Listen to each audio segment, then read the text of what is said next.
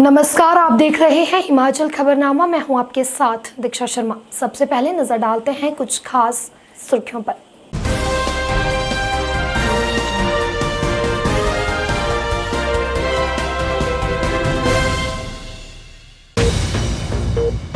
मुख्यमंत्री जयराम ठाकुर ने स्वर्ण पदक जीतने पर नीरज चोपड़ा को दी बधाई। कहा, नीरज चोपड़ा की यह उपलब्धि युवाओं को खेल के क्षेत्र में आगे बढ़ने के लिए प्रेरणा करेगी प्रदान।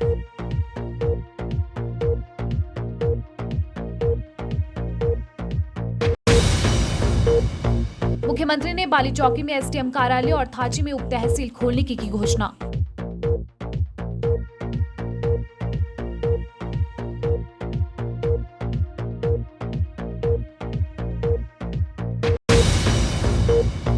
कांग्रेस से प्रभारी संजय दत्त ने भाजपा सरकार को हर मोर्चे पर विफल दिया करार।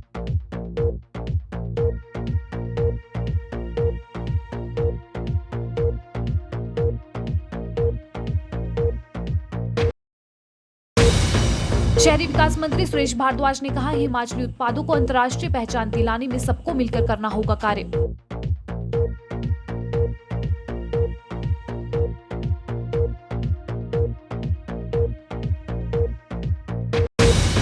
विधानसभा अध्यक्ष विपिन सिंह परमार ने सुलह हलके के गढ़, दाटी और खडूहल में 2 करोड़ 62 लाख रुपए की विभिन्न विकास योजना के किए शिलान्यास और उद्घाटन।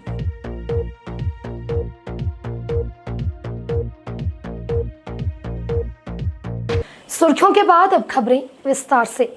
मुख्यमंत्री जयराम ठाकुर ने मंडी जिला के सिराज विधानसभा क्षेत्र के अंतर्गत थाची में 14 करोड़ 50 लाख रुपए की लागत की विभिन्न विकासात्मक परियोजनाओं के लोकार्पण और शिलान्यास किए।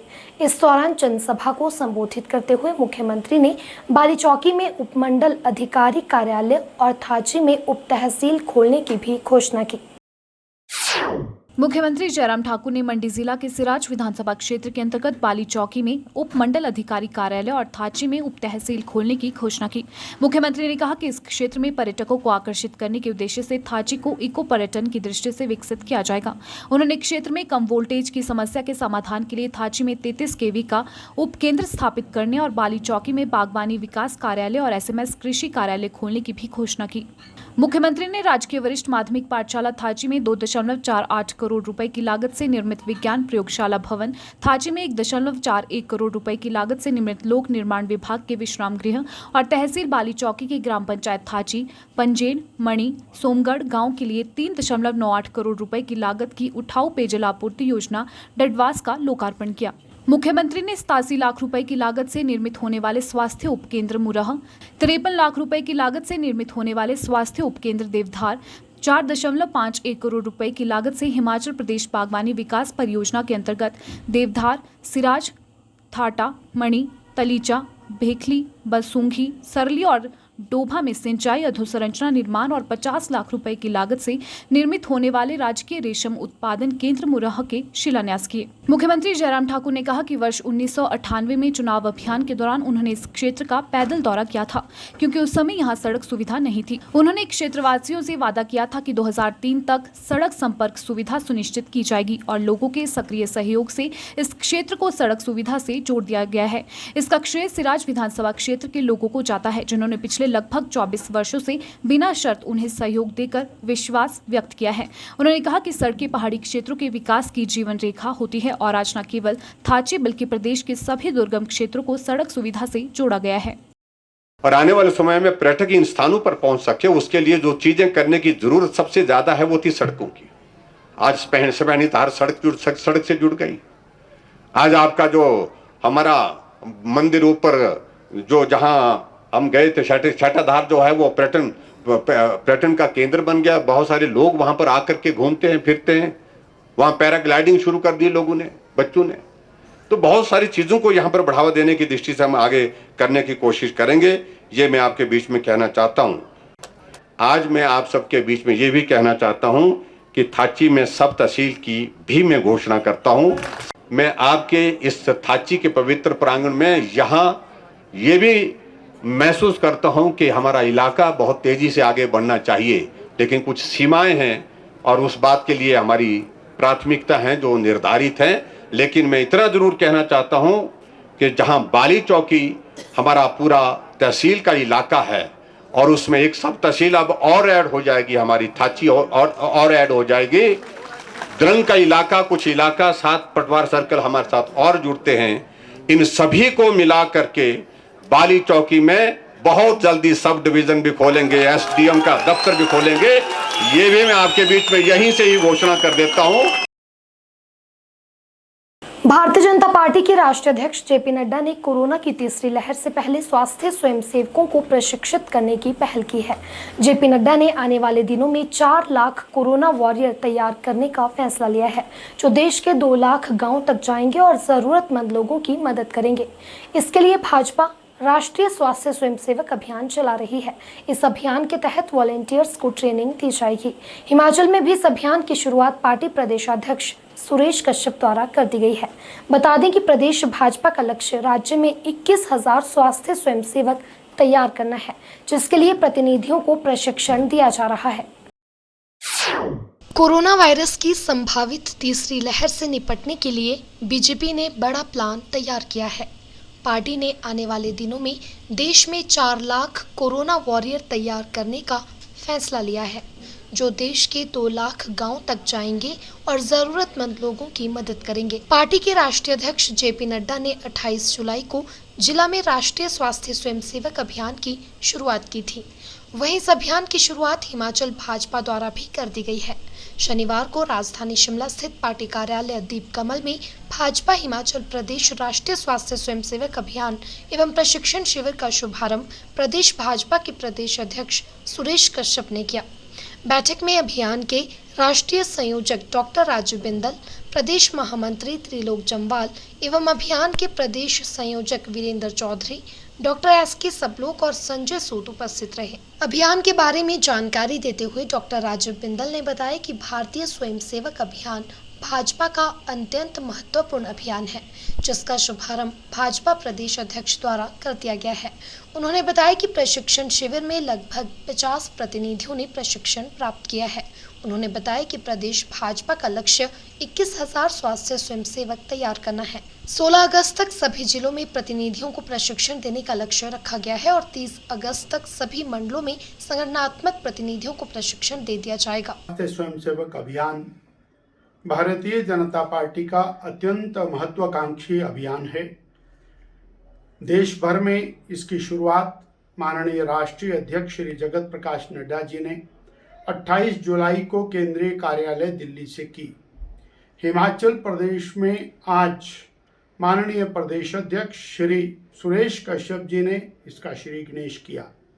आज हिमाचल प्रदेश के 16 हमारे संगठनात्मक जिलों के प्रतिनिधि इस प्रशिक्षण वर्ग में पधारे हैं। लगभग 50 प्रतिनिधि इस प्रशिक्षण को प्राप्त करके अपने अपने जिलों में जाएंगे। हमारा लक्ष्य है 21,000 स्वास्थ्य स्वयंसेवक हिमाचल प्रदेश में खड़े करने का, यानी हर पोलिंग बूथ के ऊपर लगभग 3 स्वास्थ्य स्वयंसेवक जो सेवा भावना के साथ, त्याग भावना के साथ और कोविड को समझते हुए आने वाली किसी संभावित तीसरी वेव के अंदर समाज की सहायता के लिए एक प्रहरी के रूप में खड़े हों। आज इस दृष्टि से हमारे यहाँ डॉक्टर जनक राज कश्यप, डॉक्टर सुरेश सबलोक और अन्य लोगों ने प्रशिक्षण वर्ग के अंदर अपनी भूमिका निभाई। जहां सुरेश कश्यप जी ने इसका उद्घाटन किया, इसकी राष्ट्रीय स्तर की और प्रादेशिक स्तर की जानकारियां मैंने स्वयं उनको दी और हमारी जो टीम है वो आज पूरी तरह से सज्ज होकर यहाँ से जाने वाली है।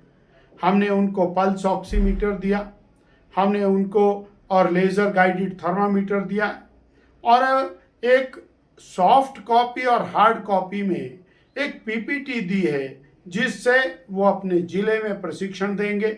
16 अगस्त तक हमारे सभी जिलों में प्रशिक्षण पूर्ण हो जाएगा और 30 अगस्त तक सभी मंडलों में प्रशिक्षण पूर्ण हो जाएगा। ऐसा लक्ष्य निर्धारित किया है।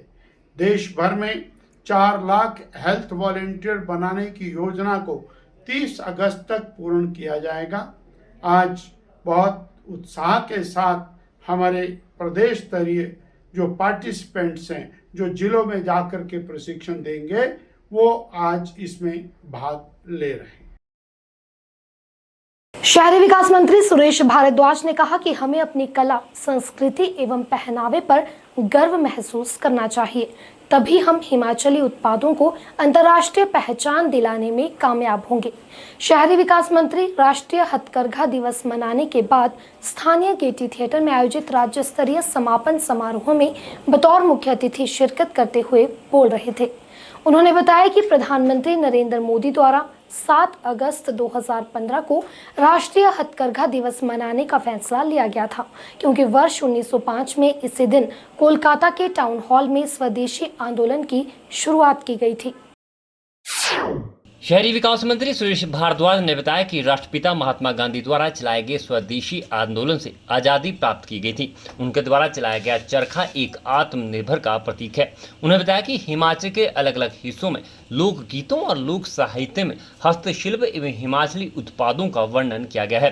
कैबिनेट मंत्री ने कहा कि जीन और प्लास्टिक जैसे उत्पादों के चलन को खत्म करने के लिए हथकरघा उत्पादों को उपयोग में लाने की आवश्यकता है, ताकि भावी पीढ़ी हथकरघा उत्पादों का ज्यादा से ज्यादा प्रयोग कर सके, जिससे जहां प्रदेश की आर्थिकी बढ़ेगी वहीं कामगारों की आर्थिकी में भी सुधार होगा।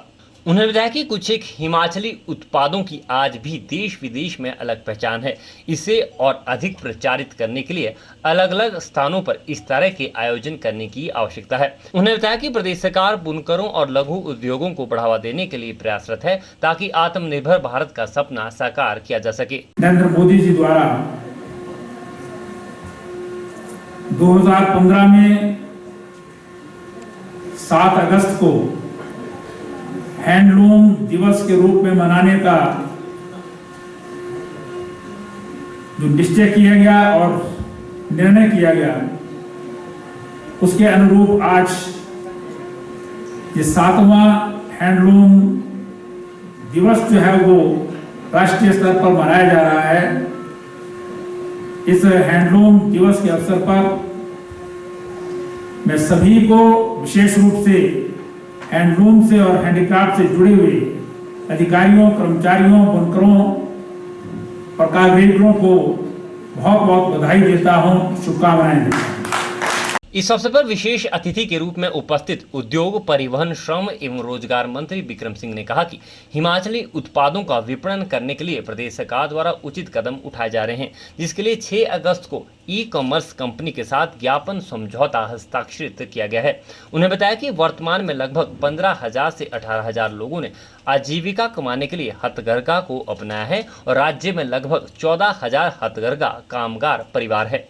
उन्होंने बताया कि हम सबको मिलकर प्रधानमंत्री नरेंद्र मोदी के आत्मनिर्भर भारत और वोकल फॉर लोकल के सपने को साकार करने के लिए आगे आने की आवश्यकता है। के संदर्भ में पिछले दिन आदरणीय श्री जयराम ठाकुर जी ने, क्योंकि कोरोना काल के कारण से बहुत सी समस्याएं आई हैं, इनकी मार्केटिंग की प्रॉब्लम आई है, ऑनलाइन जो है इनकी की सारी चीज़ें बिक सके।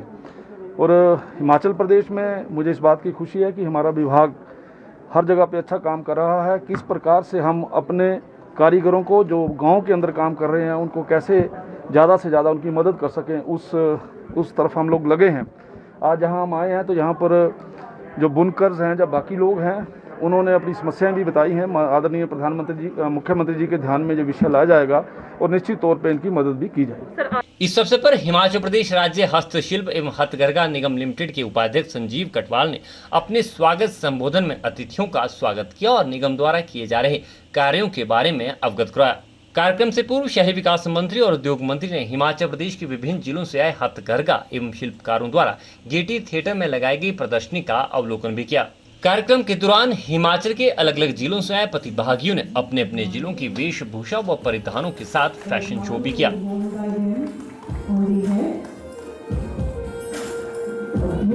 जिसे बहुत ज्यादा लोग पसंद करते हैं, ये सिर्फ हिमाचल में ही नहीं फेमस, वर्ल्ड अराउंड देश का बहुत ज्यादा फेमस है। ठीक होता है ये शॉल से। Women wear this patto over their clothes, it covers their whole body, and a piece of cloth tied around the waist which acts like a belt. ये बेल्ट की तरह होता है जिसे हम गच्छी भी बोलते हैं। The women cover their head with a इस अवसर पर प्रदेश के बुनकरों व शिल्पकारों को मुख्य अतिथि द्वारा प्रशस्ति पत्र एवं शॉल भेंट कर सम्मानित भी किया गया। विधानसभा अध्यक्ष विपिन सिंह परमार ने सुलह हलके के गढ़ डाटी और खजूहल में 2 करोड़ 62 लाख रुपए की विभिन्न विकासात्मक योजनाओं के शिलान्यास और उद्घाटन किए। जनता को संबोधित करते हुए विधानसभा अध्यक्ष ने कहा कि सड़क, शिक्षा, स्वास्थ्य, बिजली, पानी और अन्य मूलभूत सुविधाओं की उपलब्धता सरकार की सर्वोच्च प्राथमिकता है। उन्होंने कहा कि सुलह विधानसभा क्षेत्र ने विकास के क्षेत्र में नए आयाम स्थापित किए हैं और आगे भी क्षेत्र की समस्याओं के समाधान के लिए पूरा प्रयास किया जाएगा। विधानसभा अध्यक्ष विपिन सिंह परमार ने सुलह विधानसभा क्षेत्र में 2 करोड़ 62 लाख रुपए की विभिन्न विकासात्मक परियोजनाओं के शिलान्यास और उद्घाटन किए। विधानसभा अध्यक्ष ने राजकीय वरिष्ठ माध्यमिक पाठशाला गढ़ में 1.5 करोड़ रुपए की लागत से बनने वाले विज्ञान भवन का शिलान्यास और प्राथमिक स्वास्थ्य केंद्र से स्तरोन्नत सामुदायिक स्वास्थ्य केंद्र गढ़ का शुभारंभ किया। उन्होंने 25 लाख से संपर्क मार्ग केदारा से दाटी वाया फुलबाड़िया बस्ती का लोकार्पण, 72 लाख से बनने वाले पशु चिकित्सालय भवन का शिलान्यास और 15 लाख से निर्मित स्वास्थ्य उपकेंद्र भवन खडूहल का लोकार्पण किया। जनता को संबोधित करते हुए उन्होंने कहा कि विभिन्न शिलान्यासों और उद्घाटनों के माध्यम से इन क्षेत्रों के लोगों की वर्षों पुरानी मांगों को पूरा करने का प्रयास किया गया है। उन्होंने कहा कि गढ़ क्षेत्र में पेयजल सुधार के लिए 75 लाख रुपए स्वीकृत कर ट्यूबवेल और ओवरहेड टैंक के माध्यम से पेयजल उपलब्ध करवाया जाएगा। उन्होंने बताया कि उठाऊ सिंचाई योजना गढ़ के निर्माण पर 5 करोड़ 11 लाख रुपए व्यय किए जा रहे हैं और इससे 250 हेक्टेयर क्षेत्र भूमि की सिंचाई होगी।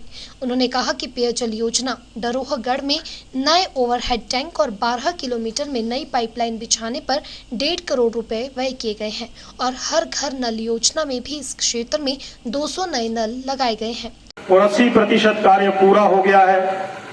इससे ग्राम पंचायत जमोड़ा, गढ़ मलकेट, गढ़ खास व मुंडी के 250 हेक्टेयर जमीन का सैलाब होगा, सिंचित होगी।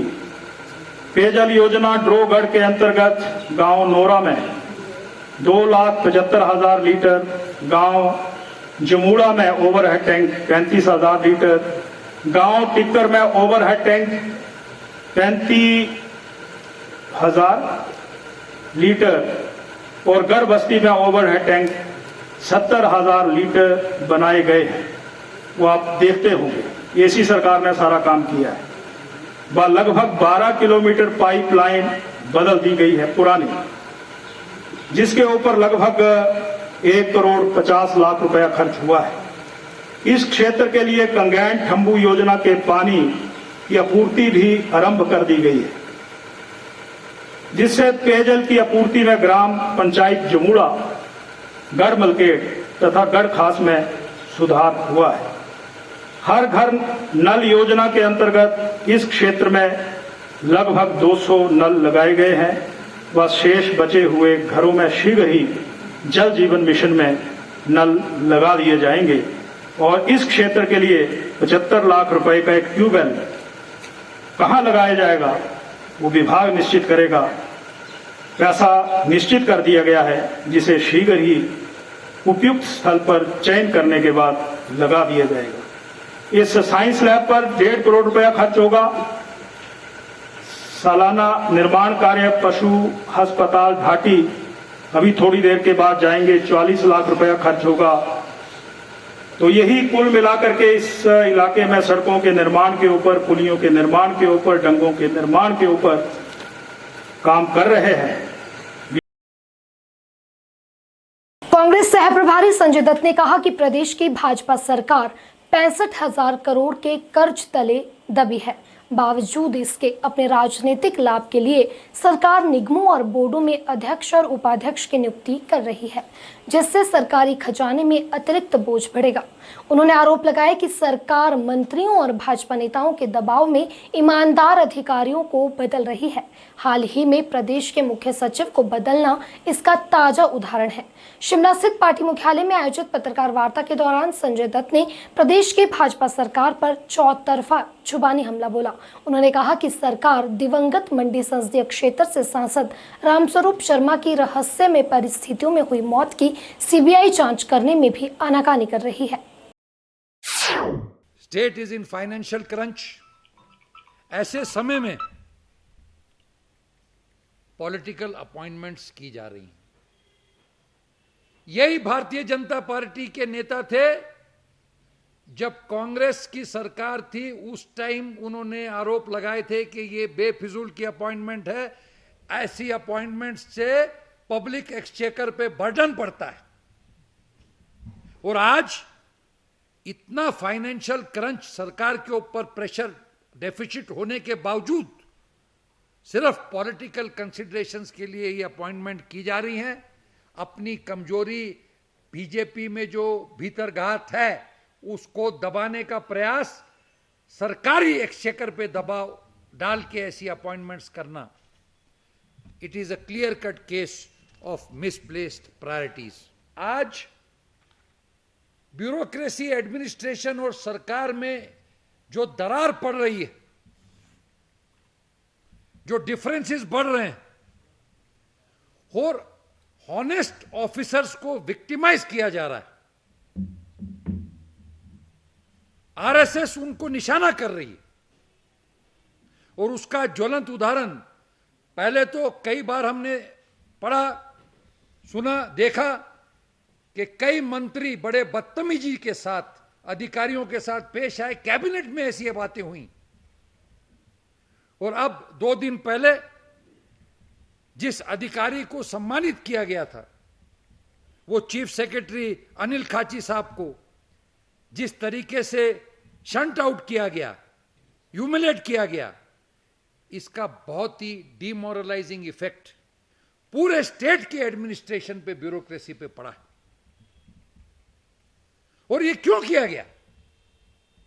सिर्फ इसलिए कि वो एक अपराइट ऑफिसर थे, ऑनेस्ट ऑफिसर थे, जो सरकार के दबाव में नहीं आए गलत बातें करने के लिए। He did not bow to the political considerations of this government. सच्चाई के लिए खड़े रहे और इसलिए ऐसे अधिकारी को अपमानित किया गया और उनको हटाया गया। इससे तो जो एडमिनिस्ट्रेशन और ये मंत्रिमंडल के बीच में जो दरार है वो और वाइडन होगी। तो ये बहुत गलत एक प्रेसिडेंट सरकार ने सेट किया। मैंने जब मंडी जिले का और मंडी लोकसभा के क्षेत्र का दौरा किया और जगह जगह पे मुझे लोग मिले, उन्होंने कहा कि ये सरकार क्या बात छुपा रही है। जब मंडी लोकसभा के पूर्व सांसद राम स्वरूप जी के निधन का इन्वेस्टिगेशन करने की बात उभरी, तो उस वक्त माननीय मुख्यमंत्री जी ने घोषणा की थी कि अगर परिवार के सदस्य कोई मांग करेंगे तो निश्चित रूप से सरकार भूमिका लेगी। और उसके बाद उनके पुत्र ने स्पष्ट रूप से जाके इन्वेस्टिगेटिंग अधिकारी को कहा, लिखित स्वरूप में पब्लिकली कहा कि उनका ये अलेजेड सुसाइड थियरी पे विश्वास नहीं है, उनका डाउट है। बल्कि उनका तो कहना यह था कि मेरे पिता सुसाइड कर ही नहीं सकते, कोई कारण ही नहीं। तो जब ऐसे सांसद जो 4 लाख से भी ज्यादा लोगों का समर्थन पाके जीते, मुझे तो हैरानी हो रही है कि भारतीय जनता पार्टी क्या छुपा रही है। जब जनता की मांग है, मंडी लोकसभा क्षेत्र की जनता मांग कर रही है कि इसकी सीबीआई इंक्वायरी करवाइए, इसकी आप कोर्ट मॉनिटर्ड इंक्वायरी करवाइए, लेकिन सत्य बाहर आना चाहिए। और ना कराने का मतलब है कि आप इस बात को छुपा रहे। पर्यटन व्यवसाय से जुड़े लोगों को आपदा के समय पर्यटकों की सुरक्षा के लिए किए जाने वाले प्राथमिक प्रयासों की जानकारी होना अत्यंत आवश्यक है। यह बात शहरी विकास मंत्री सुरेश भारद्वाज ने संयुक्त राष्ट्र विकास कार्यक्रम के तहत नगर निगम द्वारा होटल हॉलीडे होम में आयोजित 2 दिवसीय आपदा प्रबंधन प्रशिक्षण कार्यशाला के समापन अवसर पर कही। कार्यशाला में शिमला नगर व इसके आसपास के होटल कर्मियों और टैक्सी यूनियन के सदस्यों ने भाग लिया। मंत्री सुरेश भारद्वाज ने कहा कि हिमाचल में पर्यटकों की आमद को देखते हुए उनकी सुरक्षा से संबंधित उपायों के लिए यह कार्यशाला अत्यंत लाभदायक सिद्ध होगी। उन्होंने कहा कि हिमाचल पहाड़ी क्षेत्र होने से आपदाओं की दृष्टि से अत्यंत प्रभावी क्षेत्र है। ऐसे में जब आपदा प्रबंधन के नियमों व प्रावधानों से परिचित होंगे तभी हम अपनी व पर्यटकों की जान बचाने में सक्षम हो सकेंगे। उन्होंने कहा कि नगर निगम ऐसे आयोजनों की निरंतरता को बनाए रखे, इसके लिए भी प्रयास करने होंगे। डिजास्टर की दृष्टि से जो है वो कभी भी संभावना हो सकती है, यहाँ पर भूकंप की भी हो सकती है और वैसे भी ये पहाड़ी एरिया है, कभी भारी बारिश हो जाती है, उसके कारण जो है वो यहाँ पर मुश्किलें पड़ जाती हैं, मकान ढह जाते हैं, जान और माल की हानि होती है। पेड़ होते थे, पेड़ कटे, इसके कारण जो है डिज़ास्टर हो जाता है। कई बार लोगों ने मकान ही बड़े बड़े ऊंचे बना दिए थे, वही गिर जाते हैं तो वो भी डिज़ास्टर हो जाता है। तो पहाड़ी प्रदेश में ट्रांसपोर्ट जो सुविधाएं होती हैं उसमें भी इस प्रकार की आपदा के समय जो है वो बहुत मुश्किलें जो है वो आ जाती हैं। तो इस दृष्टि से अलग अलग लोगों की जो है वो ट्रेनिंग वर्कशॉप के द्वारा कराई जा रही है। अभी की जो ट्रेनिंग है ये कोरोना काल के बाद जो है वो पहली प्रारंभ हुई है, जिसमें होटलियर्स, होटल में काम करने वाले लोग और टैक्सी चालक जो हैं वो मुख्य रूप से, क्योंकि होटल में जो है वो टूरिस्ट आता है या जो भी वहाँ पर कस्टमर होता है, अगर डिज़ास्टर हो जाए, मान लो आग लग गई वहाँ पर या कोई इस तरह का जो है वो वर्षा के कारण जो है वो मकान क्षतिग्रस्त हो गया, तो उसमें जो है वो होटल के लोग कैसे जो है वो उनकी मदद कर सकते हैं, डिज़ास्टर मैनेजमेंट कैसे करेंगे उस दृष्टि से। और कहीं जो है टैक्सी चालक जो है वो बाहर जाता है, वहाँ पर जो है वो पत्थर आ जाते हैं, बोर्डर्स आ जाते हैं, सड़कें बंद हो जाती हैं, तो उसमें जो है वो उस स्थिति में इस प्रकार से जो है वो अपने जो ग्राहक हैं उनको सेव भी करता है और आवश्यकता पड़ने पर रेस्क्यू भी करता है। तो इसलिए उनकी जो है वो प्रॉपर ट्रेनिंग होना आवश्यक है। इस प्रकार से बहुत सारे अलग अलग जो स्टेक होल्डर्स हैं उनकी ट्रेनिंग जो है UNDP प्रोग्राम के अंतर्गत म्यूनसिपल कॉर्पोरेशन द्वारा की जाती रही है। आगे जो है वो और भी सेक्शंस जो है इससे उनकी ट्रेनिंग होगी और फिर काउंसलर्स जो है म्यूनसिपल कॉर्पोरेशन के, उनकी भी वर्कशॉप जो है इस तरीके से रखी जाएगी। तो आज की जो ये वर्कशॉप है पर्टिकुलरली ये होटलियर्स और जो हमारे टैक्सी चालक हैं उनकी वर्कशॉप है। हिमाचल प्रदेश के बिलासपुर में AIIMS, hydro engineering college, railway और 4 लेन जैसे 4 महत्वपूर्ण प्रोजेक्ट्स में स्थानीय लोगों को अगर काम नहीं दिया गया तो 18 तारीख को उपायुक्त कार्यालय परिसर में एक विशाल रैली का आयोजन किया जाएगा। यह बात सदर बिलासपुर के पूर्व विधायक बंबर ठाकुर ने बिलासपुर उपायुक्त परिसर में धरने के उपरांत जिला भर से आए लोगों को संबोधित करते हुए कही। उन्होंने कहा कि हिमाचल प्रदेश के बिलासपुर में 4 महत्वपूर्ण प्रोजेक्ट चले हुए हैं जो कि पूरी तरह से पूर्व प्रधानमंत्री मनमोहन सिंह और पूर्व मुख्यमंत्री स्वर्गीय वीरभद्र सिंह की देन है, लेकिन केंद्र की मोदी और प्रदेश की जयराम सरकार द्वारा हिमाचल के लोगों को काम नहीं दिया जा रहा है। उन्होंने बताया कि 18 अगस्त को होने वाली विशाल रैली और आंदोलन की रूपरेखा तय कर ली गई है और एक संघर्ष समिति का भी गठन कर लिया गया है। ये सब प्रबुद्ध नेताओं को हमने शामिल करके जो एक संघर्ष समिति का निर्माण किया है। हम सब लोग जो है 18 तारीख को एक बहुत बड़ा धरना, बहुत बड़ी रैली जो है DC ऑफिस में करेंगे और 11 बजे से लेकर के 5 बजे तक जो है DC का घेराव किया जाएगा। क्यों किया जाएगा? क्योंकि प्रशासन जो है कानून को इम्प्लीमेंट नहीं कर रहा है। वो बिलासपुर के लोगों को की आवाज़ को दबाने के लिए पुलिस का तंत्र का प्रयोग कर रहे हैं। बिलासपुर के DC और SP पुलिस भेजते हैं कि यदि 4 लेन के अंदर कोई रोजगार मांग रहा है उनको डंडे मारो, उनको गिरफ्तार करो। एम्स के अंदर कोई रोजगार मांग रहा है तो उनको पकड़ो। हाइड्रो के अंदर कोई रोजगार मांग रहा है उनको पकड़ो। रेलवे के अंदर यदि कोई रोजगार मांग रहा है उनको पकड़ो। इसलिए हमने ये फैसला किया कि पूरे जिला बिलासपुर के लोग जो है वो हड़ताल करेंगे 18 तारीख को और DC ऑफिस का घेराव होगा और यदि फिर भी नहीं मानेंगे तो उसके बाद इनकी कोठियों का घेराव होगा, ये मैं बताना चाहता हूँ। भाजपा युवा मोर्चा शिमला मंडल द्वारा कनलोग में आयोजित पौधारोपण कार्यक्रम में बतौर मुख्य अतिथि पहुंचे शहरी विकास मंत्री सुरेश भारद्वाज ने पर्यावरण के संरक्षण और संवर्धन की आवश्यकता पर बल दिया। मंत्री सुरेश भारद्वाज ने कहा कि वृक्ष हमारे जीवनदाता है, इसलिए सभी को पौधारोपण कर प्रकृति को हरा भरा बनाने में अपनी भागीदारी सुनिश्चित करनी चाहिए। इस दौरान मंत्री सुरेश भारद्वाज ने भाजपा युवा मोर्चा के प्रयासों की भी सराहना की और कहा कि युवा मोर्चा जन सरोकार से जुड़े सेवा कार्यों में हमेशा अपनी भागीदारी सुनिश्चित करता आया है। ऐसे में आम जनता को भी इस तरह के कार्यों के लिए आगे आना चाहिए। भाजपा युवा मोर्चा शिमला मंडल द्वारा समय समय पर जन सरोकार से जुड़े सेवा कार्यों को किया जाता रहा है। कोरोना काल में समाज के अन्य लोगों के साथ साथ युवा मोर्चा और अन्य मोर्चों के पदाधिकारियों व सदस्यों द्वारा समाज की सेवा के लिए अपना योगदान दिया गया था। यह बात शहरी विकास मंत्री सुरेश भारद्वाज ने कनलोग में शिमला युवा मोर्चा द्वारा आयोजित वृक्षारोपण कार्यक्रम में चिनार का पौधा रोपित करने के उपरांत अपने संबोधन में कही। उन्होंने कहा कि भाजपा युवा मोर्चा शिमला मंडल द्वारा कनलोग मोक्ष धाम की स्वच्छता का कार्य किया गया। इसके साथ साथ अन्य क्षेत्रों में भी इनके द्वारा स्वच्छता जागरूकता के कार्यक्रमों को किया गया है। उन्होंने कहा कि शिमला नगर के हरित आवरण को गौरव को पुनः प्राप्त करने के लिए अधिक से अधिक वृक्षारोपण आवश्यक है।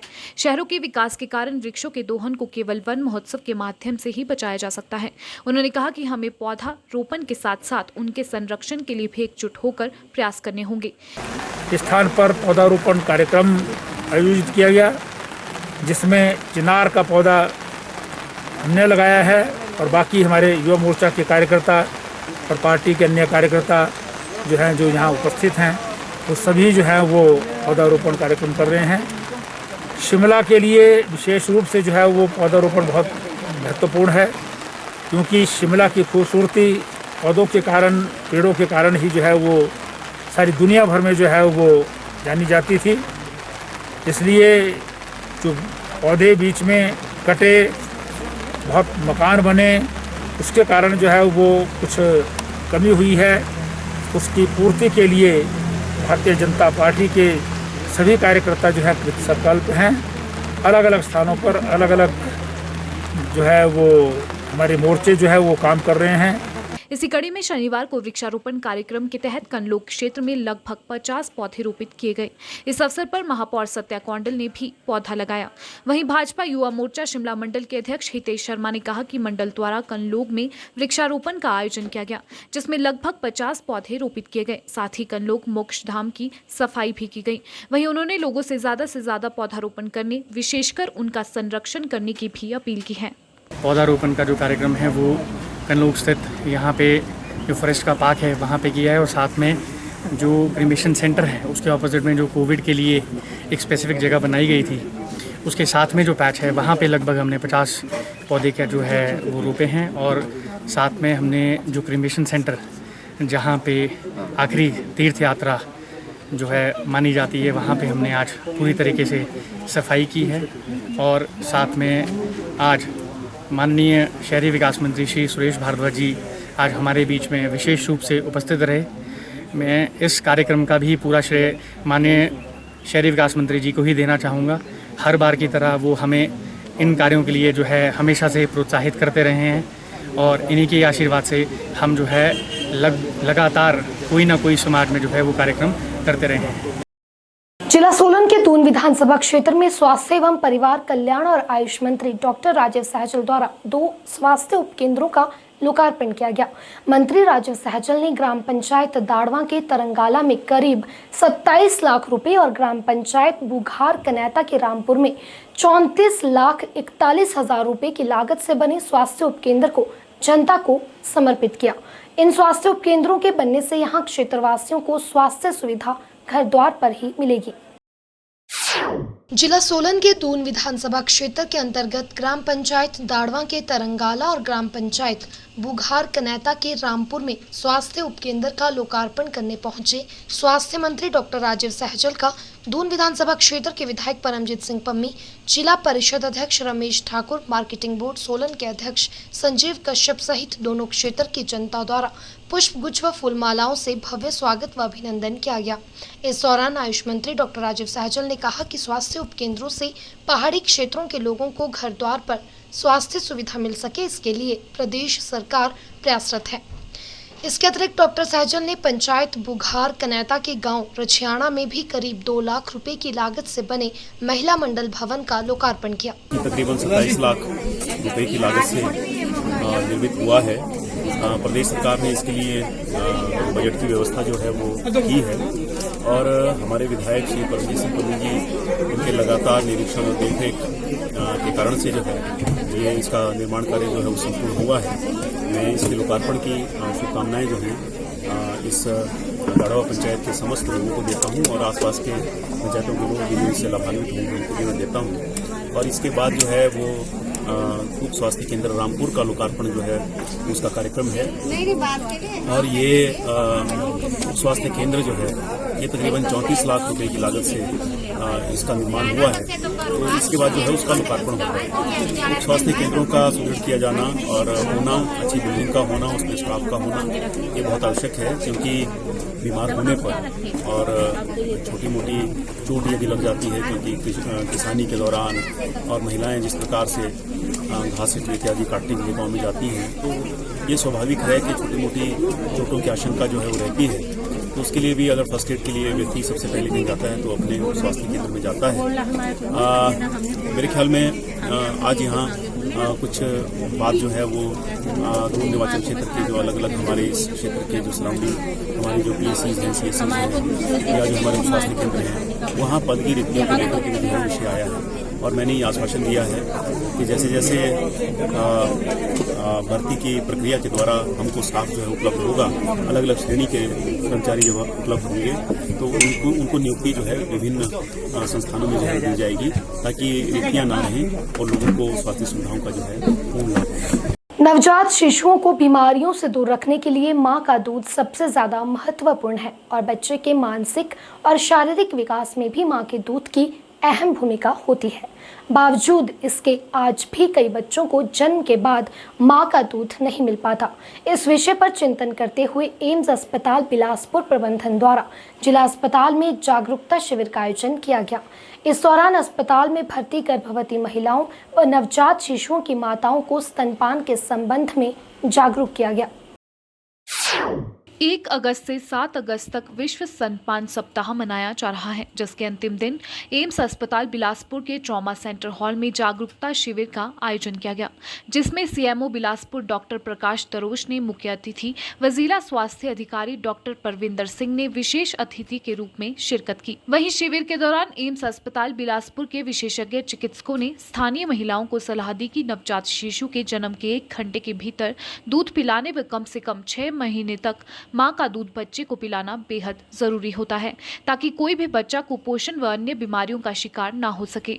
वहीं CMO बिलासपुर डॉक्टर प्रकाश दरोश ने कहा कि मां का दूध बच्चे को कई तरह की बीमारियों से निजात दिलाता है, जिससे उसका संपूर्ण विकास होता है। आपको मालूम है कि ब्रेस्ट फीडिंग वीक 1 अगस्त से लेकर 7 अगस्त तक हर वर्ष मनाया जाता है और इसी कड़ी में एम्स बिलासपुर के सौजन्य से आज जो अंतिम दिन जो इसके ऊपर जो कार्यशाला रखी गई ट्रॉमा सेंटर बिलासपुर में, और इसमें ब्रेस्ट फीडिंग के दौरान और ब्रेस्ट फीडिंग यानी कि माँ के दूध के बच्चे को क्या क्या फ़ायदे होते हैं इसके बारे में विस्तार से चर्चा की गई। और ये इस माँ के दूध को लगभग 6 महीने तक और बच्चे के पैदा होने के 1 घंटे के अंतराल शुरू कर देने से बहुत सी बीमारियों से बच्चे को इसका निजात मिलता है। इसी कड़ी में जो है आज प्रोग्राम रखा गया। वहीं एम्स अस्पताल बिलासपुर में गायनी विभाग की associate professor doctor Harpreet Kaur ने कहा कि इस साल का थीम स्तनपान की सुरक्षा एक सहभागितापूर्ण जिम्मेदारी रखा गया है। डॉक्टर हरप्रीत ने कहा कि देश के सभी नवजात बच्चों को मां का दूध उपलब्ध हो सके, यह केवल मां की ही जिम्मेदारी नहीं है, बल्कि परिवार के सदस्य, समाज व सरकार की जिम्मेवारी बनती है, ताकि स्तनपान के लिए महिलाओं को एक सुरक्षित माहौल मिल सके। और आज हम एक कार्यक्रम जो कर रहे हैं world breastfeeding week celebrate करने के लिए, मेनली अवेयरनेस क्रिएट करने के लिए कि माँ का दूध जो है वो बच्चे के लिए सबसे बेस्ट फीड है और हर एक बच्चे का हक है कि उसको जन्म के 1 घंटे के अंदर अंदर माँ का दूध स्टार्ट किया जाए। और जो माँ का दूध है वो ना सिर्फ बच्चे के लिए सबसे अच्छा है, उसके बहुत सारे फ़ायदे हैं माँ को भी। तो ये जो ब्रेस्ट फीडिंग है वो 1 घंटे के अंदर अंदर शुरू हो जानी चाहिए सब बच्चों को, बट 100% पॉसिबल नहीं हो पा रहा है। क्यों नहीं हो पा रहा है, किसकी रिस्पॉन्सिबिलिटी है? आज इस साल का जो थीम है 2021 का, protecting breast feeding a shared responsibility, उसी चीज़ को जो अवेयरनेस क्रिएट करने के लिए हम ये एक्टिविटी कर रहे हैं। तो रिस्पॉन्सिबिलिटी सिर्फ माँ की नहीं है, रिस्पॉन्सिबिलिटी पूरी फैमिली की है, सोसाइटी की है, स्टेक होल्डर्स की है, गवर्नमेंट की है, हेल्थ केयर प्रोफेशनल की है। वर्क प्लेस में हम क्या ऐसा एनवायरनमेंट क्रिएट कर पा रहे हैं वर्किंग मदर्स के लिए कि वो वहाँ जाके भी बच्चों को ब्रेस्ट फीडिंग कर पाएँ। तो ये सब चीज़ों को मद्देनज़र रखते हुए हम ये अवेयरनेस क्रिएट कर रहे हैं। जितने भी पेशेंट्स, मदर्स और वुड बी मदर्स हमारे साथ आज जुड़ी हैं, हम आशा करते हैं कि अगर हम एक मदर को आज अवेयर करेंगे, वो आगे जाके ये अवेयरनेस और लोगों को स्प्रेड करेंगे। तो इस आशा के साथ हम ये कार्यक्रम आज कर रहे हैं एंड आशा करते हैं कि जो गोल है 100% सारे बच्चों को अपना हक मिलना चाहिए। ब्रेस्ट फीडिंग जो है उनके लिए ना सिर्फ बचपन में बट जैसे जैसे वो बड़े होते हैं उसमें भी फ़ायदेमंद रहती है। बहुत सारी जो अडल्ट की बीमारियां हैं जैसे ओबेसिटी, डायबिटीज़, वो सब की शुरुआत भी बचपन से हो जाती है। अगर उनको बेस्ट फीड बचपन में मिले तो वो अच्छे अडल्ट बनते हैं, अच्छी सोसाइटी क्रिएट करते हैं और हमारे देश के लिए अच्छे बनेंगे। नगर परिषद हमीरपुर के मनोनीत पार्षदों का शपथ ग्रहण समारोह शनिवार को बचत भवन में आयोजित किया गया। समारोह के दौरान एसडीएम डॉक्टर चिरंजी लाल चौहान ने चारों मनोनीत पार्षदों नितिन पटियाल, कमलेश चंद, विपिन शर्मा और मनीष पुरी को शपथ दिलवाई। इस अवसर पर स्थानीय विधायक नरेंद्र ठाकुर भी विशेष रूप से उपस्थित रहे। नवनिर्वाचित मनोनीत पार्षदों ने कहा कि नगर परिषद के विकास के लिए पूरे तनमन और निष्ठा से जिम्मेदारी को निभाया जाएगा। विधायक नरेंद्र ठाकुर ने नगर पार्षदों से आग्रह किया कि वे सभी घरों को सीवरेज से जोड़ने के लिए जल शक्ति विभाग का सहयोग करें। हमीरपुर म्यूनसिपल कमेटी को 4 नॉमिनेटेड मेंबर जो है वो मिले हैं। मैं अपनी तरफ से उन सभी को बहुत बहुत शुभकामनाएं व बधाई देना चाहूँगा और जो जिम्मेवारी उनको दी गई है, एक नॉमिनेटेड जो हमारा सदस्य होता है उसके बहुत ज़्यादा जिम्मेवारी होती है और मुझे पूर्ण विश्वास है कि जो भी 4 हमारे जो सदस्य बने हैं ये सभी एनर्जेटिक है और समाज सेवी हैं। जो इनको कार्यभार सौंपा जाएगा वो इसको फुल्ली 100% उसको ये करके देंगे। उनके साथ हमारी कमेटी है जो पहले ऑलरेडी हमारी भारतीय जनता पार्टी कमेटी बनी है, मैं विधायक हूँ। हम सब मिलकर इस शहर को सुंदर बने, मॉडर्न बने, हम सभी प्रयासरत हैं। और इस 3.5 साल के कार्यकाल में अपने मुंह से बोलना अच्छा नहीं लगता है। आप सभी जानते हैं कि बाजार की, चाहे वो सफाई के मामले में हो, सड़क के मामले में हो, फुटपाथ बनाने के मामले में हो, बस स्टैंड को आपको चौड़ा करने के मामले में हो, पार्क बनाने वाली बात हो, पार्किंग वाली बात हो, हमने सारे काम करवा के दिए हैं और सब चेंज हुए और इससे माहौल बदला है, हमारा बाजार बदला है। आज हमारा बाजार जो हमीरपुर बाजार है, जो बाहर के जो बाजार कहते हैं जो बहुत अच्छे, उनसे सबसे सुंदर है। कहीं आपको ना गंद नजर आएगा, सड़कों में खड्डा नजर नहीं आएगा। फिर भी विकास जो वो चलता रहता है और आगे भी जो हमारा प्रयास रहेगा। कमेटी हमारी सक्षम है, हम सब लोग सक्षम हैं। सरकार हमारी पैसे की कमी नहीं है। कोविड के दौरान भी बहुत ज़्यादा बजट जो गवर्नमेंट का है वो हमारा कोविड में चला गया है, लेकिन आपने खुद कंपैरिजन किया, कंपैरिजन कर लीजिए पहले का भी और आज का भी। 3.5 साल में हमारा शहर बदला है और ये मॉडर्न जो थोड़ी बहुत कमी भी रही है उसको हम पूरी करेंगे और ये सभी वार्ड मेंबर जो इसके सारे प्रयास करते हैं। मैं सबसे पहले धन्यवाद करना चाहूँगा हमारे आदरणीय तथा हमीरपुर के लोकप्रिय विधायक श्री नरेंद्र ठाकुर जी का, जिन्होंने मुझे आज नॉमिनेट पार्षद बनाया, तथा मंडल भाजपा मंडल का भी मैं धन्यवाद करूंगा जिन्होंने मेरा नाम रिकमेंड किया। मैं विश्वास दिलाता हूं जिस काम के लिए मुझे चुना गया है उसे मैं पूरे विश्वास के साथ तथा श्रद्धा के साथ निभाऊंगा। हिमाचल प्रदेश विधिक अध्ययन संस्थान हिमाचल प्रदेश विश्वविद्यालय में 1 दिवसीय पर्यावरण कानून एवं अधिकार विषय पर राष्ट्रीय संगोष्ठी का आयोजन किया गया। संगोष्ठी में हिमाचल प्रदेश के उच्च न्यायालय के न्यायाधीश विवेक सिंह ठाकुर व हिमाचल प्रदेश राष्ट्रीय विधिक अध्ययन संस्थान के कुलपति आचार्य डॉक्टर निष्ठा जसवाल मुख्य रूप से उपस्थित रहे। न्यायमूर्ति विवेक सिंह ठाकुर ने अपने वक्तव्य में भारतवर्ष के पारंपरिक वातावरण से संबंधित व्यवस्था के उदाहरण देकर संगोष्ठी में उपस्थित प्रतिभागियों का ज्ञान व मनोबल बढ़ाया। उन्होंने भारतीय संस्कृति में पर्यावरण के संरक्षण की भूमिका को विश्व में सर्वोच्च स्थान पर बताया है। इस मौके पर प्रतिभागियों द्वारा लिखे गए शोध पत्रों का एक पुस्तक के रूप में विमोचन भी किया गया। संगोष्ठियों से निश्चित तौर पे लाभ तो होता ही है, क्योंकि उससे किसी भी समस्या पर, उससे संबंधित कानूनों पर और समाज के व्यवहार पर विचार जब किया जाता है तो उससे कोई ना कोई नई बात निकलती है।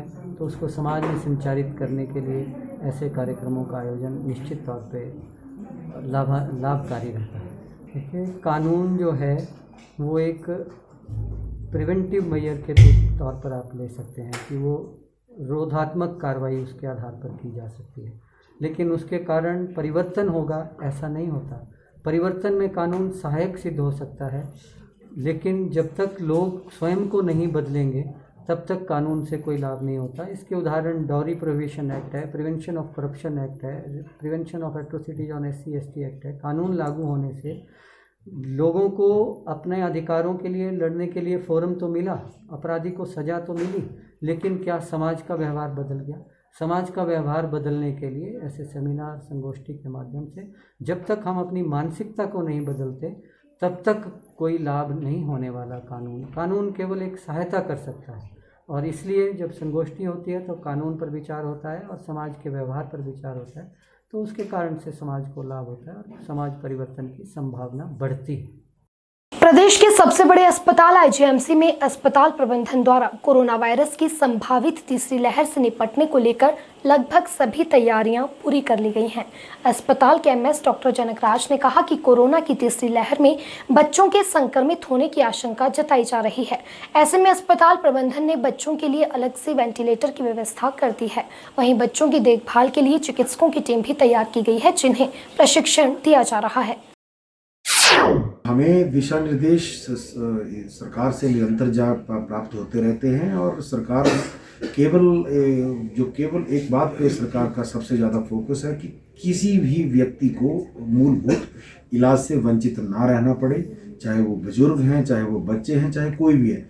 प्रत्येक व्यक्ति का इस सरकारी व्यवस्था में जो भी यहाँ पर सुविधाएं हैं उन सबका इक्वल, सबका बराबरी का अधिकार है, और किसी भी तरह का कोई भी व्यक्ति, चाहे वो हिमाचल का हो, चाहे वो आउटसाइड हिमाचल का हो, अगर अस्पताल में इन संभावित लक्षणों से आता है तो उसकी पूरी जांच और उसकी पूरी इलाज की सारी व्यवस्था वो अस्पताल में की जाए, उनसे किसी भी तरह का कोई शुल्क ना लिया जाए। मुख्यमंत्री कृषि कोष योजना 2020 के तहत 100 किसानों की सदस्यता वाले कृषक उत्पादक संगठनों को योजना में निर्धारित विभिन्न प्रोजेक्ट स्थापित करने के लिए 30% सब्सिडी प्रदान की जाएगी। खास बात यह है कि प्रोजेक्ट में सरकार और किसान संगठन दोनों की ही हिस्सेदारी रहेगी। बिलासपुर जिला के लिए इस बार 4 कृषक संगठनों को सब्सिडी देने का लक्ष्य तय किया गया है, जिसके लिए 24 लाख रुपए के बजट का प्रावधान किया गया है। कृषि विभाग बिलासपुर के उपनिदेशक अतिरिक्त कार्यभार डॉक्टर देवेंद्र सांख्यान ने बताया कि बिलासपुर जिला में इस बार मुख्यमंत्री कृषि कोष योजना 2020 के तहत 4 कृषक संगठनों को सब्सिडी देने का टारगेट दिया गया है, जिसके तहत किसानों को इस योजना के प्रति प्रेरित एवं प्रोत्साहित किया जा रहा है। उन्होंने बताया कि स्कीम के प्रचार प्रसार के लिए वह खुद भी फील्ड में जाकर किसान संगठनों के साथ संवाद स्थापित करेंगे। उन्होंने बताया कि स्कीम के प्रचार प्रसार के लिए सभी फील्ड अधिकारी व कर्मचारियों को निर्देश जारी कर दिए गए हैं। कोई भी किसान या किसान संगठन अपने नजदीकी कृषि प्रसार केंद्र पर जाकर योजना के बारे में विस्तृत जानकारी प्राप्त कर सकते हैं। उन्होंने बताया कि कृषक उत्पादक संगठन में कम से कम 100 किसानों की भागीदारी सुनिश्चित की गई है, तभी संगठन सब्सिडी प्राप्त करने के लिए पात्र होंगे। बता दें कि टोटल प्रोजेक्ट कॉस्ट के 50% में 30% सरकार और 20% कृषक संगठनों की भागीदारी रहेगी। प्रपोज्ड प्रोजेक्ट के लिए सरकार की तरफ से अधिकतम 6 लाख रुपए तक सब्सिडी प्रदान की जाएगी। बैंक की ओर से अधिकतम 7.5 लाख रुपए तक का लोन मिलेगा। यही नहीं, राज्य सरकार 5 साल तक बैंक से लिए गए लोन पर लगने वाले ब्याज पर भी सब्सिडी प्रदान करेगी। द्वारा एक नई योजना मुख्यमंत्री कृषि कोष 2020 इस वर्ष से लागू की गई है। उसमें मैं जिला के सभी किसानों से आग्रह करूंगा कि वो बढ़ चढ़कर इस स्कीम के में फ़ायदा उठाएं और जो भी हमें किसानों के लाभार्थ और भी जिला में योजनाएं चलाई जा रही हैं उनका भी कृषक जो है लाभ उठाएं। मैं कृषि कोष योजना के अंतर्गत जैसा कि मैं आपके माध्यम से बताना चाहूँगा कि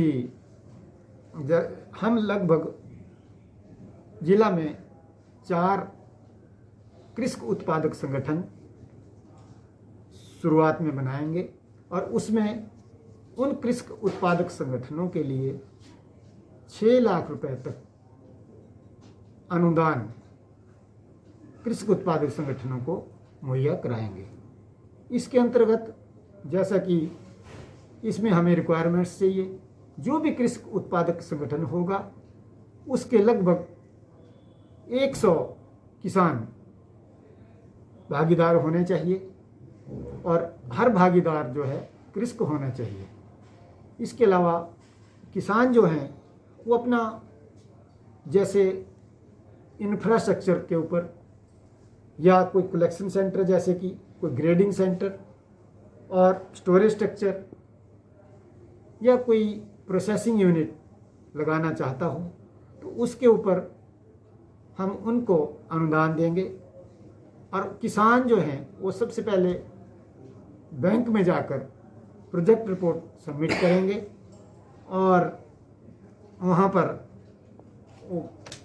लगभग 20 लाख रुपए का उनका जो प्रोजेक्ट रिपोर्ट होगी तो हम उनको 6 लाख के रूप में अनुदान प्राप्त करवाएंगे। शिमला के साथ लगती ग्राम पंचायत कोट पुष्प उत्पादन के क्षेत्र में अपनी एक अलग पहचान बनाए हुए है। स्थानीय ग्रामीण यहां पुष्प उत्पादन के जरिए अपनी आर्थिकी को मजबूत बना रहे हैं। यहां करीब 5000 वर्ग मीटर क्षेत्र में किसान विभिन्न प्रजातियों के पुष्प उत्पादन के कार्य में जुटे हुए हैं। उद्यान विभाग के उप निदेशक देशराज शर्मा ने अपनी टीम के साथ कोट पंचायत का दौरा कर यहां किसानों द्वारा तैयार की जा रही फूलों की खेती का निरीक्षण किया। इस दौरान उन्होंने कहा कि जिला सोलन के महोग गांव के बाद शिमला की कोट पंचायत पुष्प उत्पादन के क्षेत्र में पूरे भारतवर्ष में अपना नाम बना चुकी है। उन्होंने कहा कि किसानों बागवानों की विविधीकरण के साथ साथ उनकी आय को दोगुना करने में फूलों की खेती काफी कारगर साबित होगी। जो अपने आप में हमारे जो सोलन जिले का महो गांव है, जो पूरे भारतवर्ष में पुष्प उत्पादक गांव के नाम से और मॉडल फ्लोरिकल्चर विलेज के नाम से मशहूर है, और ये उसी का एक रूप, दूसरा रूप यहाँ देखने को मिल रहा है, जो आने वाले समय में शिमला जिले का पुष्प उत्पादक गांव में बनने की तरफ पूरी तरह से अग्रसर है। और यहाँ भी आज हमने 5000 वर्ग मीटर के लगभग क्षेत्र का निरीक्षण किया है, जिसमें लोग फूलों की विभिन्न प्रकार के फूलों की खेती कर रहे हैं और विशेष रूप से कार्नेशन की खेती को ज़्यादा से ज़्यादा यहाँ पर बढ़ावा दिया जा रहा है। और हम चाहते हैं कि ये हमारे किसान बागवानों की विविधीकरण के साथ साथ उनकी आय को दोगुना करने का भी एक सशक्त माध्यम बनेगा। सिरमौर जिला में एक बार फिर कोरोना के मामले बढ़ने लगे हैं। जिला में कोरोना के एक्टिव मामलों की संख्या 2 पहुंच गई थी, जो अब बढ़कर 17 हो गई है। ऐसे में प्रशासन द्वारा लोगों से एहतियात बरतने की अपील की जा रही है। डीसी सिरमौर डॉक्टर राजकुमार गौतम ने जिलावासियों से अपील की है कि सावधानी और एहतियात बरत कर ही इस वायरस से बचा जा सकता है। ऐसे में सभी कोविड नियमों की अनुपालना करना सुनिश्चित बनाएं। सिरमौर जिला की पोंटा साहिब में देर शाम एक कंपनी के 6 कामगार कोरोना पॉजिटिव पाए गए हैं, जिन्हें कोविड केयर सेंटर सराहा शिफ्ट किया गया है। डीसी सिरमौर राजकुमार गौतम ने मीडिया से रूबरू होते हुए बताया कि संबंधित कंपनी को सभी कामगारों के कोरोना सैंपल करवाने के निर्देश दिए गए हैं ताकि संक्रमण फैलने का खतरा ना रहे। उन्होंने कहा कि सिरमौर जिला में विभिन्न निर्माण कार्यों में जुटे कामगारों की सुरक्षा के मद्देनजर संबंधित ठेकेदारों को निर्देश दिए गए हैं कि कामगारों के समय समय पर सैंपल करवाना सुनिश्चित करें। कोरोना के बढ़ते मामलों पर चिंता जताते हुए डीसी ने कहा कि लोगों को सख्ती से कोविड नियमों का पालन करना होगा ताकि कोरोना संक्रमण की चेन को तोड़ा जा सके। सिरमौर में पिछले कल हमारे जो है वो 6 पॉजिटिव केसेस आए हैं और आज तक हमारे जो है वो सारा हमारे एक्टिव केसेस जो हैं डिस्ट्रिक्ट में हो गए हैं। तो इस ट्रेंड से तो ये लग रहा है कि जैसे केसेस का जो है वो बढ़ना शुरू हो गया है। और ये जो हमारे कल 6 केसेस आए थे सारे हमारे लेबर में जो सड़क का नेशनल हाईवे का काम चल रहा है पौंटा में उस कंपनी में कार्यरत थे। तो इनसे पहले वहाँ पे 2 और लोग जो है वो पॉजिटिव आए थे। तो हमने फिर डायरेक्शन दी थी कि सारी लेबर का जो दोबारा से टेस्ट किया जाए। तो सारे लोगों का टेस्ट हुआ तो उसके माध्यम से 6 लोग हैं, लेकिन ये एसिम्टोमेटिक हैं, इनमें कोई सिम्टम्स नहीं है। फिर भी क्योंकि लेबर क्लास है तो उनके रहने की व्यवस्था वहाँ अच्छी नहीं थी, तो इनको हमने जो PHCH हमारा है सराहन में उसमें उनको शिफ्ट कर दिया है और वहाँ पे इनको क्वारंटाइन किया गया है ताकि उनको खाना भोजन वगैरह की व्यवस्था भी हो जाए और उनकी प्रॉपर देख रेख भी वहाँ पे हो। और ये भी हमने निर्देश दिए हैं कि जितने भी हमारे ऑर्गेनाइज्ड लेबर जहाँ काम कर रही है वो सारे जो कॉन्ट्रैक्टर्स हैं वो अपनी लेबर का जो है वो समय पर टेस्ट कराते रहें ताकि हर कोई व्यक्ति पॉजिटिव आता है तो किसी और को संक्रमण ना फैलाए और उसको जो है कंटेन किया जा सके। इस बार बरसात ने हर तरफ तबाही मचाई है। जगह जगह से भूस्खलन की खबरें सामने आ रही हैं। चंबा जिला के विधानसभा क्षेत्र डलहौजी की पंचायत किहार के अंतर्गत आने वाले प्राइमरी स्कूल लंघोई के भवन को भी भूस्खलन के कारण काफी नुकसान पहुंचा है। स्कूल का भवन पूरी तरह से क्षतिग्रस्त हो चुका है। वहीं स्कूल के नए भवन के साथ लगता डंगा भी भूस्खलन की चपेट में आ गया, जिससे नए बने भवन को भी नुकसान पहुंच सकता है। 15-16 जून को हमारा यहाँ पे बारिश के कारण जो डंगा गिर गया और स्लाइड हुआ है तो स्कूल का भी बहुत बुरा हाल हो गया है। पीछे की दीवार पूरी फट गई है स्कूल की, सारा मलबा अंदर आ गया है।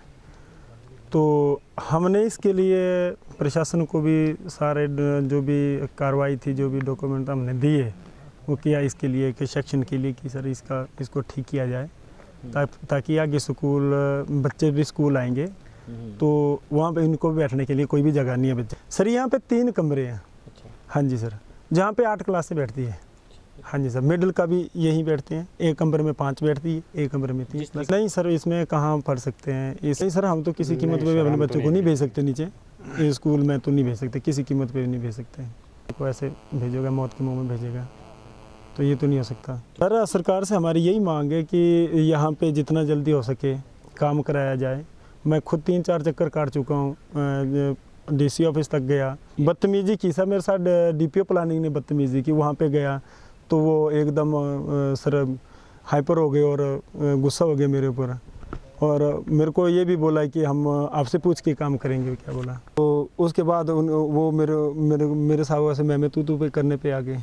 फिर मैं वहाँ से उठ के आ गया। मैंने बोला कि कोई बात नहीं सर, आप सरकारी संपत्ति नहीं देख पा रहे हैं तो आप हम लोगों का क्या विकास करेंगे। सर जिस हिसाब से ये डंगा गिरा है तो पूरी तरह से स्कूल जो है उसकी दीवार एक तो पूरी तरह से निकल गई है और जिस एक कमरे में हमारी 3 क्लासें लगती थी वहाँ भी क्रैक्स जो हैं वो आ गए हैं।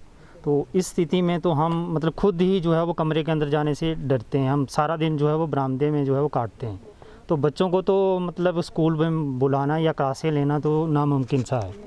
अगर बच्चे आते भी तो हम मतलब उनको या तो ग्राउंड में जो है वो बिठा सकते हैं, मतलब इवन बरामदे में भी जो है हम बच्चों को जो है वो नहीं रख सकते क्योंकि बारिश का मौसम है। किसी भी समय जो है वो आप आधा लेंटर तक जो है वो मतलब जैसे 5वीं और 8वीं के लिए गवर्नमेंट की इंस्ट्रक्शन है कि वो बच्चे आ सकते हैं।